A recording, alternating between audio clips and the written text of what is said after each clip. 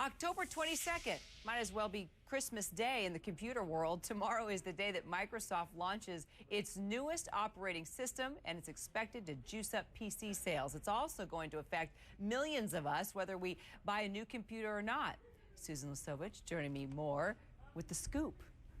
Hey, Kira. Well, as you and I and everyone else knows, Microsoft's operating system is the 800-pound gorilla in computing. The launch of Windows 7 is so big that a recent study says tech companies are expected to invest $41 billion by the end of next year developing, marketing, and supporting products and services built around it. It doesn't have the cool factor of an Apple event, and it doesn't have the crowds of a Sony or Nintendo launch. But the introduction of Windows 7 is bigger than any of them, and not only among geeks. I have to buy a new computer, so hopefully it will have Windows 7 in it, yes. Simply because the geeks tell me that Windows 7 is worthwhile having. A new operating system is definitely the Super Bowl for geeks. Everyone's excited about the operating system. Windows 7 is the first operating system for Microsoft since Vista in 2007. I had Vista, was very unhappy with it, and I bought a Mac. Many others simply held on to Microsoft's earlier operating system. Windows XP came out in 2001, 9 years ago, an eternity in the tech world. Microsoft's operating systems account for an estimated 85 to 90% of the global computer market. So odds are the release of its new operating system will affect you directly. Everybody's going to be upgrading. In terms of IT shops who have been holding off and holding off and holding off on purchasing new hardware and new computers for their employees, you're going to see a massive rush to get Windows 7 hardware into the enterprise. Bloggers like Biggs have been trying out Windows 7 for a year.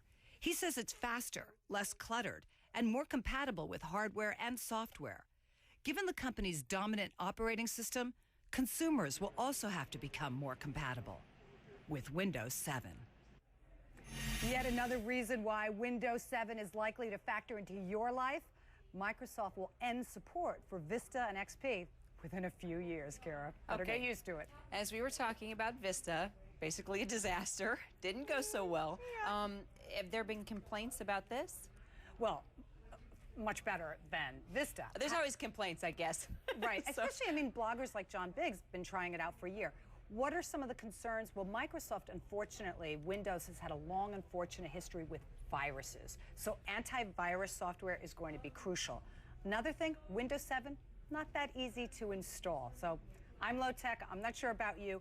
I don't want to reinstall all my applications, which is why so many new computers are already offering it. Best Buy, for instance, if you bought a new computer since June, they'll do a free upgrade. Installation charge of $40. But the point is, that's why it's such a big deal. The whole tech world is revolving around this launch.